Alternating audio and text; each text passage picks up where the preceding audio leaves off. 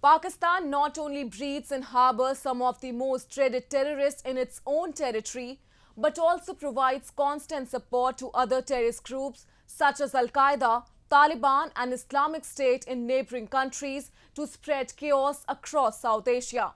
Reiterating this fact is a report by UN Security Council that has accused Pakistan for providing leadership and recruitments to terror organizations across South Asia. A report. A report by the United Nations Security Council has highlighted how Pakistani nationals continue to provide leadership to the terror groups operating across South Asia and the extent of involvement by the country when it comes to terrorism. Pakistani nationals remain at the leadership levels in terror groups such as Al-Qaida in the Indian subcontinent, Islamic State in Iraq and the Levant, Khorasan and Tehrik-e-Taliban Pakistan. The report submitted by the 1267 Monitoring Committee of the UNSC said the current and former head of the Islamic State of Iraq and the Levant, Khorasan province, Aslam Farooqi and Ziaul Haq are Pakistani nationals, and Pakistan-born Osama Mahmood is the current head of Al-Qaeda in the Indian subcontinent. Similarly, Tehrik-e-Taliban Pakistan, which is responsible for carrying out multiple attacks and killing hundreds of civilians, is led by a Pakistan-based UN-designated terrorist Noor Wali Mahsood.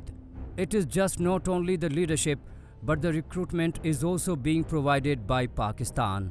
The UN report has revealed that around 6,000 to 6,500 Pakistani terrorists are present in neighboring Afghanistan, and most of them belong to the Tehrik-e-Taliban Pakistan, a Pakistan-based terror organization.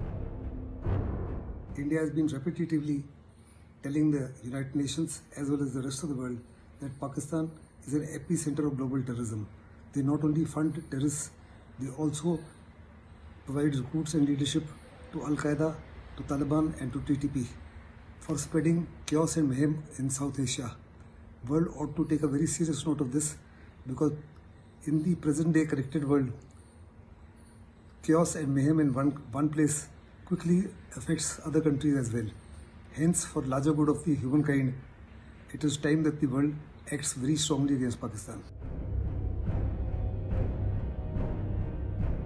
The UN report further highlights the fact that terror groups such as the Taliban, Al-Qaeda, Islamic State and TTP are working in cahoots with each other to spread mayhem across South Asia. According to the UN Security Council, Al-Qaeda in the Indian subcontinent operates under the Taliban umbrella from Afghanistan's Nimruz, Helmand and Kandahar provinces. The report said that Al-Qaeda is covertly active in 12 Afghan provinces with at least 600 terrorists in Afghanistan, and its leadership maintains a close contact with the Haqqani network, which functions under the leadership of the Afghan Taliban. The effect of a revived Al-Qaeda has to be watched at this time, because Pakistan is being pushed into a corner, and Pakistan has its people who are actually leaving and joining Tehrik-e-Taliban, Al-Qaeda. They shift loyalty from one to the other because their aim is the same, a Sunni domination of jihad, propagating the religion, and they do it even to die. The Islamic State of Levant, Khorasan and Al-Qaeda are further entrenching in regions beyond their historical stronghold in Afghanistan and are attracting Taliban and former TTP members to join their group. Besides, both the organizations and their global affiliates are trying to expand their influence and ideologies in other countries as well, including India, Maldives and Myanmar. The report also noted that Al-Qaeda is planning to launch attacks in the Indian subcontinent, bearing in mind that Al-Qaeda in Indian subcontinent or AQIS reportedly has between 150 and 200 members from Bangladesh, India, Myanmar and Pakistan. Meanwhile, the Islamic State is also working with networks of supporters in the Maldives and has a significant number of ISIL operatives in India too. Right from the inception of ISIL and ISIS, they've been trying to extend their influence in India, Myanmar Nepal, Bangladesh, as well as the Maldives.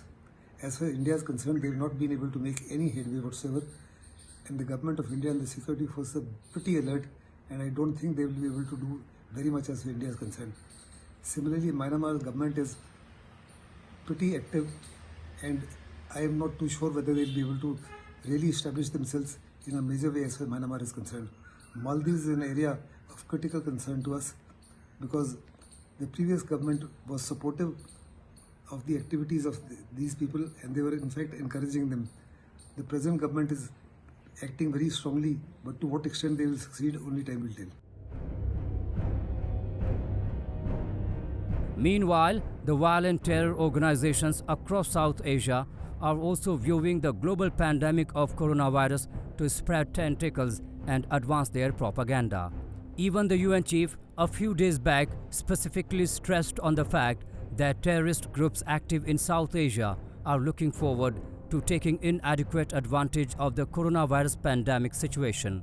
And this report is yet again a clear manifestation of this ever-growing scourge and a grim reminder that terrorists are constantly plotting against people, no matter which part of the world they are living in.